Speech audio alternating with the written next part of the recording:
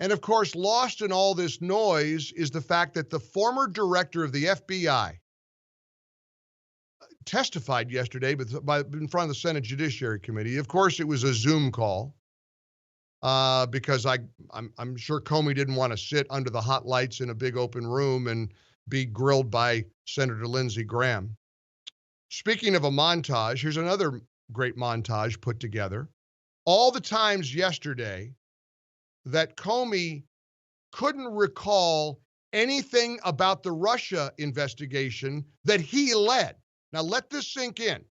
He has a memory. He remembers everything about the negative stuff about Trump, put that all in his book and went on the book tour and has denounced this president over and over again. A president, incidentally, who fired this FBI director pretty unceremoniously.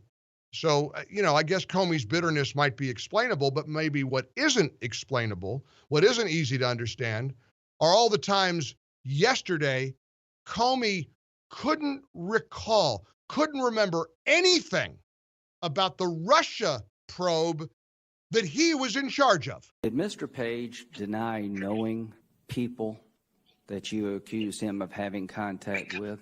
I don't remember. That's about all I recall. I don't remember. I don't remember learning anything additional about Steele's sources. Not that I recall, no.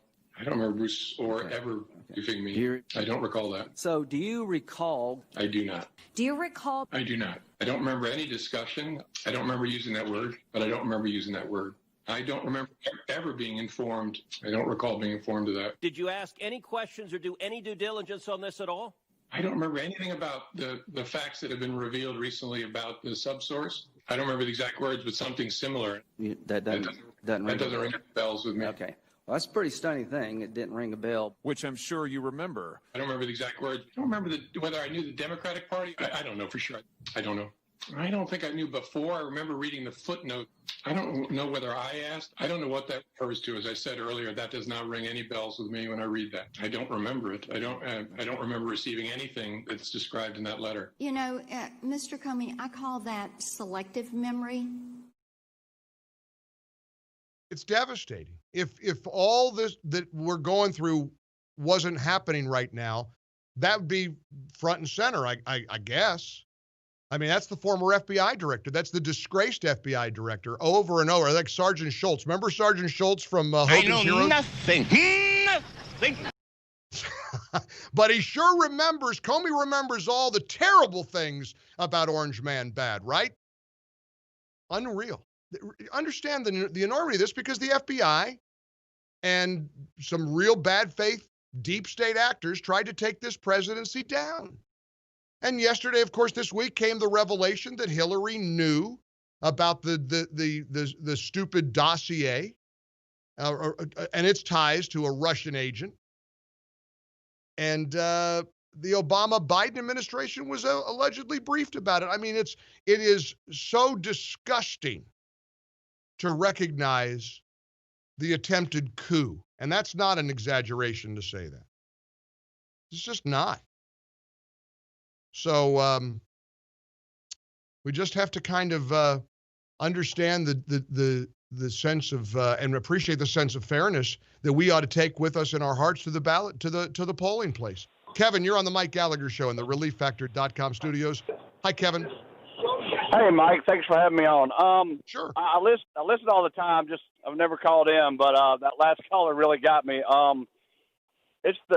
To me, it's the loss these Democrats have, the lack for the respect of the office of the president to begin with.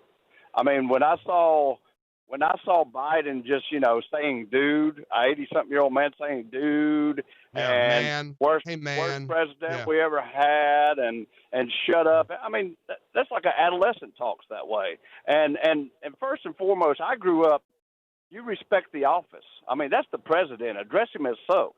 I mean, the man is the president, so don't just say, hey, dude, it's like two kids running a presidential thing in high school, and that's just what I saw, but then you have these Kevin, and ultimately for the Biden campaign now to sell T-shirts, will you shut up man T-shirts, who would wear that? And that's why I wasn't really joking with Dee. Would she walk around with a shut up T-shirt on because you support Joe Biden? Because that's the level of disrespect that I guess you support.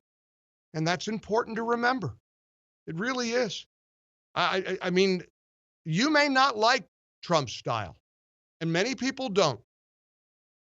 But that doesn't mean that Joe Biden is this gracious, wonderful man who isn't capable of a whole lot of disrespect and rudeness. And as somebody pointed out, if you go back and look at the debate itself, 2 minutes uninterrupted for Trump, 2 minutes uninterrupted for Biden. That's how it started. That set the tone. And, and then Trump got his segment for the third segment, apparently, and Biden started interrupting him. And I'm sure Trump stood up there and said, all right, you're going to interrupt me, pal? I'm going to interrupt you. Ken, you're on the Mike Gallagher Show. Hi, Ken.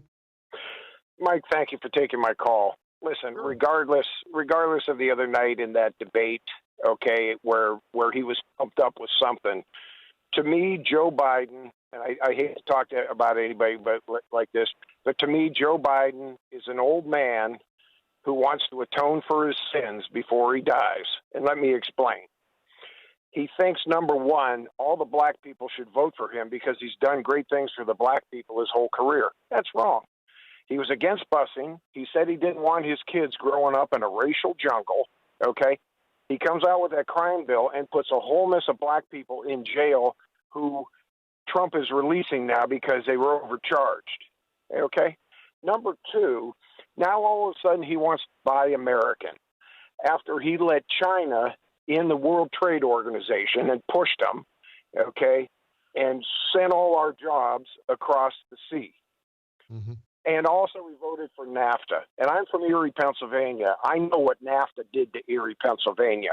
And sure. Well, listen, Ken, it's going to boil down to whether or not the American people, first of all, have the kind of knowledge you have about what actually has occurred. If Americans are going to reject the sense of unfairness, because there's nothing fair about a lot of the lies that are being told, including the one that Trump has never denounced white supremacy. That's right up there with Trump called all Mexicans rapists. They'll just repeat a lie over and over and over again, so much so that I guess they believe it themselves.